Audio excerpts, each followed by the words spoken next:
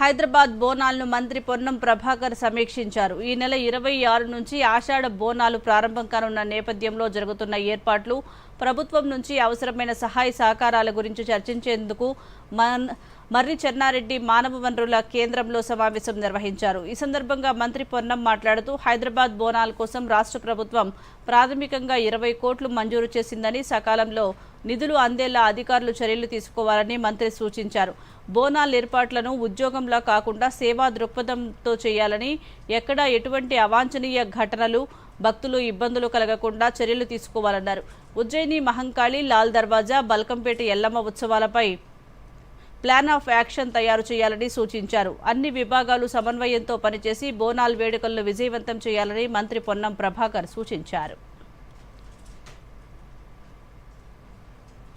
ఇది ఒక అమ్మవారి ఆశీర్వచనం కొరకు దొరుకుతున్నటువంటి అవకాశంగా భావించి బోనాల్లో సేవ చేసేటువంటి అవకాశం, బాధ్యత అనుకోకుండా ఇది డ్యూటీ అనేటువంటి మైండ్ కాకుండా ఒకటి సేవ చేస్తున్నాం అనేటువంటి ఒక ఫీలింగ్ గా సర్వీస్ చేసినట్టయితే తప్పకుండా మరి దీనికి సంబంధించినటువంటి ఒక కార్యక్రమం బాగా శుభంగా జరుగుతుంది. మరి ఈ యొక్క ప్రతి దేవాలయం సంబంధించి పెద్ద దేవాలయం కూడా పోయినసారి మనం రివ్యూ చేసినాం.